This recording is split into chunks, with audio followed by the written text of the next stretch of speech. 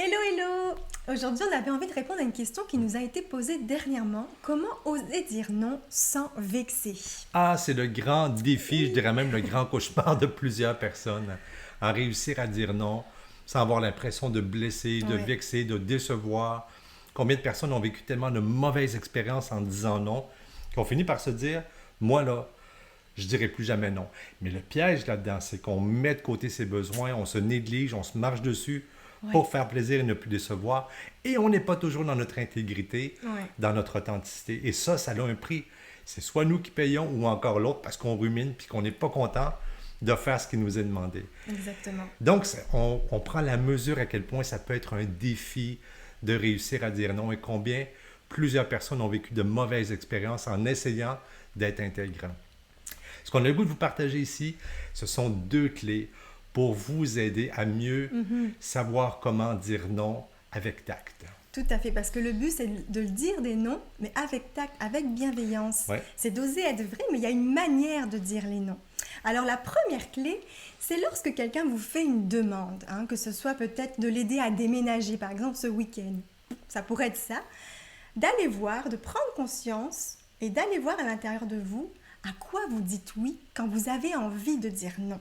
Parce que le non, c'est pas un désamour, c'est pas on dit pas non à la personne, on dit non à la stratégie, à la demande que Mm. l'autre nous a fait et non à la personne en tant que telle. Donc quand vous avez envie de dire non, allez voir à l'intérieur de vous à quoi vous dites oui. Et ce à quoi vous dites oui, ben, ce sont vos besoins. Hein, on Mhm. dit un non à la stratégie, mais on dit un oui à nos besoins. Et c'est important de clarifier avant d'ouvrir la bouche. Ça va donner Mm. plus de clarté à la personne qui nous fait la demande. Plutôt que de dire à l'autre non, ça ne me tente pas. Là, ça laisse Mhm. l'autre dans le flou. Il ne va pas savoir comment interpréter ça. Il va peut-être plus le prendre personnel, justement. Donc si, plutôt que de dire non, ça ne me tente pas, je dis ok, j'entends ta question, prendre le temps d'identifier peut-être que moi, j'ai des engagements en fin de semaine. Donc, je veux honorer et respecter mes engagements. Donc, je vais dire oui à mes besoins. Ou je me sens un peu fatiguée, j'ai besoin de détente, j'ai besoin de repos. Mm. Donc là, ça va donner beaucoup plus de clarté à l'autre si il sait ce à quoi je dis oui et si j'apprends à les nommer clairement. Et ça demande à quelque part de sortir d'une croyance qu'on peut avoir qu'il faut absolument répondre tout de suite lorsque quelqu'un nous fait une demande. Oui, Parce qu'en voulant répondre rapidement, l'autre me fait une demande, oui, non. Bien, on n'a pas pris le temps d'écouter à l'intérieur ce qui nous titille, oui, ce qui nous dérange, ce qui nous chicote. Et ça, c'est notre besoin qui est en train d'essayer de se faire entendre. oui. Et je suis gagnant d'amener ma conscience, mon écoute à l'intérieur de moi-même pour être dans mon authenticité et dans mes vérités. Mhm. Deuxième clé, qui demande aussi un changement de rythme. Tout à fait, oui. Quand l'autre me demande quelque chose, plutôt que de répondre tout de suite, prendre le temps d'écouter l'autre. Oui, D'écouter l'autre au-delà de la stratégie qu'il me propose. oui. Par exemple, de l'aider à déménager. Mm. C'est aussi d'amener mon attention sur les besoins que l'autre tente de nourrir derrière la stratégie du déménagement. Oui. Et ça, c'est important. Et ça, c'est important. Ça demande une conscience à un autre Oui, niveau, au niveau du cœur de l'autre. Qu'est-ce que l'autre tente de nourrir derrière cette stratégie de lui donner un coup de main? oui. Et donc, j'amène mon attention et par exemple, je vais dire à Aurélie, est-ce que j'entends que tu te sens un peu dépassé et que tu as besoin de soutien derrière l'idée de déménager ce week-end, là? Oui, je dirais dépassée, puis je dirais même je me sens un peu seule. Puis oui, j'ai besoin de soutien, j'ai Hmm. besoin aussi d'organisation. Donc j'ai OK, pensé à toi. super. Je ne sais pas si vous voyez, juste le fait que je tente une perche pour me relier à ses besoins, est-ce que tu as l'impression d'être Ben oui, entendu? exactement. Je dis, là, je me sens prise en compte, en fait, je me sens vraiment entendue dans ce que je suis profondément. On Oh, est déjà en train de se donner des moyens pour pas que l'autre reparte vexé. ouais, Je prends le exact. temps d'écouter, de me mettre en lien avec ce qui est là pour l'autre. Mhm. Et en même temps, ben, j'ai amené ma conscience sur mes propres besoins. Et c'est là qu'on va aller dans une négociation qui va prendre en compte les besoins de chacun, parce que oui, ces besoins sont importants, mais les miens aussi. J'ai pas à me mettre de côté, sinon Non, je suis pas dans mon intégrité. Il y en a un qui va payer, c'est moi ou c'est l'autre. exact. Dans ma manière de vivre les choses, parce que je suis pas content de le faire. Comment on peut arriver à une stratégie qui prend en compte les besoins de chacun? Mhm. Écoute Aurélie, j'entends vraiment comment tu te sens dépassé, tu as besoin d'organisation, tu as besoin de soutien. Et je peux te partager ce qui est là pour moi quand j'entends cette Oui, demande? bien sûr. Je me sens un petit peu, d'abord, honoré que tu penses à moi, je me sens Mhm. touché. Et en même temps, je me sens un petit peu titillé parce que j'ai des engagements ce week-end qui me tiennent à cœur. Puis pour moi, le respect des engagements, c'est important pour moi. Mhm. En même temps, je vois aussi que j'ai besoin de rythme. J'ai une grosse semaine, je me sens fatigué et j'ai besoin de rythme, de repos. Peux-tu me dire ce que tu entends jusqu'à maintenant? Ben, j'entends que tu es honoré que j'ai pensé à Oui, toi, puis en même temps, il y a un peu de fatigue. oui, Tu as besoin de détente, peut-être de repos, de temps pour toi. oui. Mhm. Puis le fait aussi que j'ai des engagements qui me tiennent à Oui, cœur, que c'est je me suis ça. engagé, pour moi, c'est important. Ok, Donc, tu entends bien ça. oui.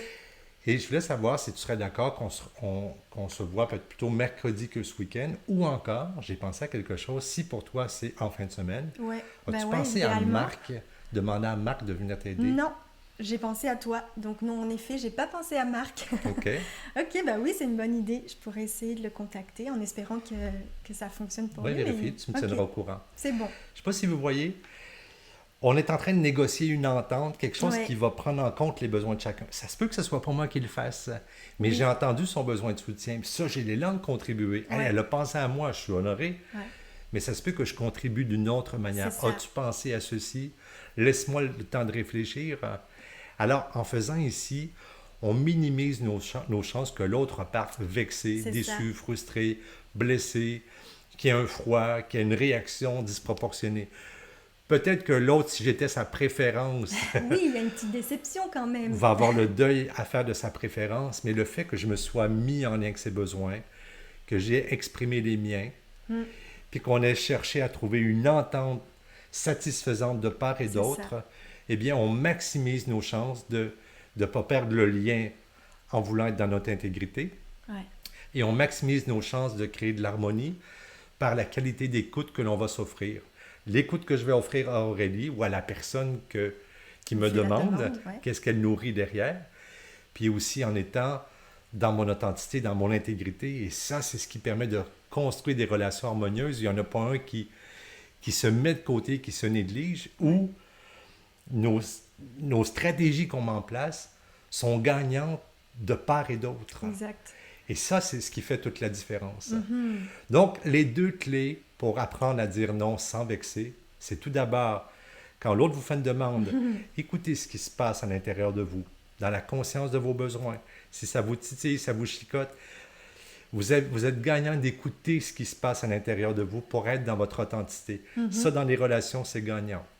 Et la deuxième clé, C'est d'aller voir chez l'autre aussi quel besoin il tente de nourrir quand il vous fait cette demande. Et là, vous allez avoir des relations vraiment harmonieuses parce ouais, que l'autre va se sentir vraiment entendu. Et si vous ne pouvez pas y répondre, proposez-lui autre chose pour vraiment co-créer ensemble, que l'autre sente que derrière le fait que peut-être vous, vous dites oui à vos besoins, vous êtes avec lui quand même pour l'aider et lui proposer autre si chose. vous en avez l'élan, Si bien vous en avez sûr. l'élan, si vous avez une idée aussi, bien Hey, sûr. et on vous propose un petit Oui, exercice. Tu veux le proposer? oui, alors justement, reprenez une situation que vous avez vécue dernièrement où quelqu'un vous a fait une demande et vous auriez aimé dire non. Mm. Vous avez dit oui, mais vous auriez aimé dire non.